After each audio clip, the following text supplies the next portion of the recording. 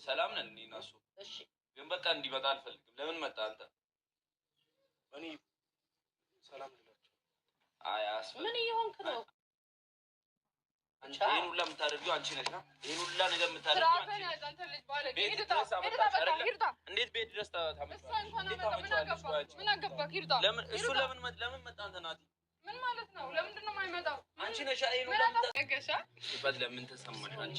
እንግዳ ቤት ሲመጣ ማንም ሆነ ምን በአክብሮት መቀበል ነው እንጂ ይሄን ያህል ማለት አያስፈልግም። ፍራንክ እኮ ነው፣ ጉድ እኮ ነው። አይ አው ፍራንክ ሆነ እንጂ መጀመሪያ ላይማ እኔም እኮ በጣም ተጨንቄያለሁ። አንተ ግን ሆነ። አዎ ልክ ነሽ። እኔ ደግሞ ይሄን ካንተ አልጠብቅም ነበር።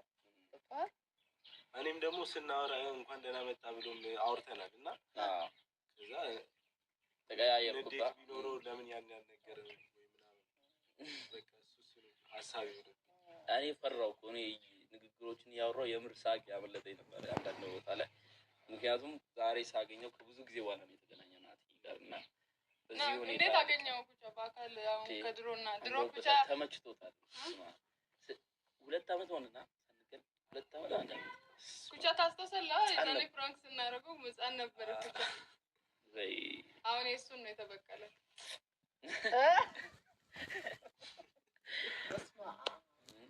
ይሄ ነው እንግዲህ እና ናቲ ደህና ነህ? ሁሉ ሰላም? ኑሮ እንዴት ነው? ኑሮ አሪፍ ነው። በቃ ካድከና ሄድከ ጥላኔ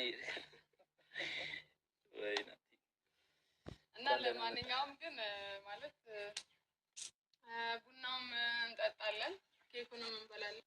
ማለቁቻ አስደንግጦን እንግዲህ አይታችኋል። እኔም ያውቅ ነበረ ትንሽ ነው ማውቀው፣ ግን ሁሉንም ጨርሻ አላውቅም። ይሄ እሷ ስራ ነው። እሷ ቦታ ባስተው እንደዚህ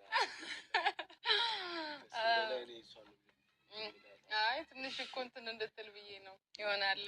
ፍርሃት አውቀዋለሁ ማለት ከዚህ በፊት ስለማውቀው በጣም ሰው አክባሪ ነው። ከኔም ጋር ደግሞ እንደ ወንድም ነን እና እንደዋወላለን ምናምን አልፎ በዛ ስለማውቀው እኔ ግራ ገብቶኝ በአንዴ እንዴት ተቀየረ ወይ በአንዴ እንደዚህ ሆነ። አይዞህ ያጋጥማል። ሁለት ለማውራት ሁለት ጎርምሷል አድርጓል። በጣም እንዳይደበድብሽ እውነት ነው። ታውቀኛለህ ሲጀምር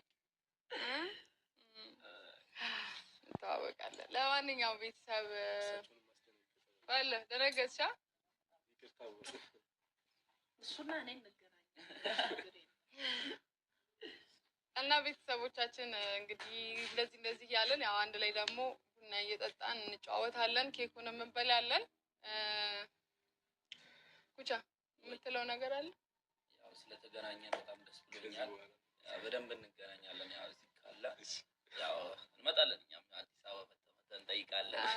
እንግዲህ ያው እንኳን ደህና መጣ ወደ ድሮ እንግዳ ክቡር ነበር። አሁን ደግሞ ዩቱበር ቤት መሄድ ደንብራችሁ ነው የምትመጡት ማለት ነው። እናቴ ስጋ በጣም ደንግጧል። በዛ ላይ ማዘር ዋሉ ይሄሉ እሱ ደግሞ